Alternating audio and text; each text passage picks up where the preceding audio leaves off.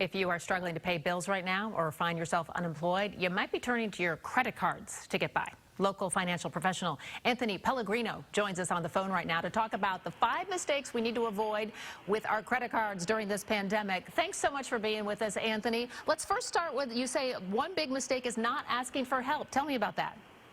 Well, look, Sally, many people are worried right now they're not going to be able to make their bill payments this month, and understandably so, right? But if you're in a situation, the biggest thing to do is ask for help, and I'll tell you why.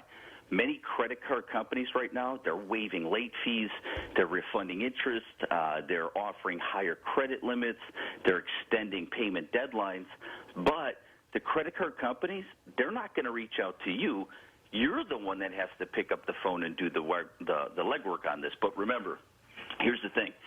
If you get that break, don't just assume it. Make sure you get this in writing. Have the person from the company send you an email. Have them send something in writing in the mail. This way, if it comes back to you, you have proof that there was some type of relief there that you didn't make a late payment. Always get it in writing. What about if I just don't have the money? Can I skip a payment?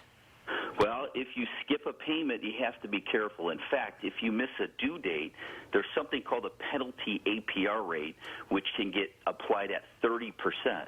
So you'd have to make 6 payments in a row on time to have that brought down. So just be careful. If you find yourself getting close to being late, you have to call the companies just so everyone's on the same page and you know you have that break. You say mistake number 3 is making only the minimum payment. A lot of people do that, Anthony, don't they? Well, again, at a time like this, Sally, it makes sense that people are needing to do that. But here's the thing. If you're only making a minimum payment, it could take you months or even years to pay off credit card debt. So what I would tell you to do, if that's your mindset, there's a calculator. You can find them online. It'll show you how long it would take to pay off your credit card balance if you made the minimum payment, indefinitely. And believe me, that would motivate you not to continue to make the minimum payment. In the short term, that's fine, but I would not make a habit out of that. Right. What about some people might think, oh, I'll just get another credit card, open another account.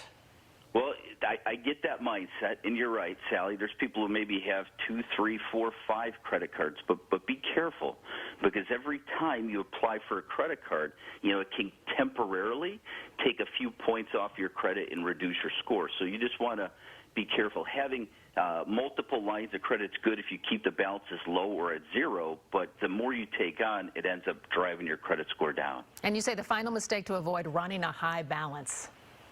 Well, many people flock to the stores, with everything going on. And as they were stocking up on toilet paper and bread and pasta, great diet for the quarantine. But as they did that, they were kind of running up balances. So you really have to watch your spending right now and be careful that you're not taking on too much debt, because a high balance could definitely impact your credit score. And when you drive those credit scores down, what can take a month or 2 to bring the score down could take a year or more to have that score brought back up. So be conscious of that debt. Yeah, a lot of long-term effects of this. For more information on what Anthony does, you can head to the goldstonefinancialgroup.com. Again, it's goldstonefinancialgroup.com. Anthony Pellegrino, thanks for taking the time to talk to us today. We appreciate the advice. Thanks, Sally.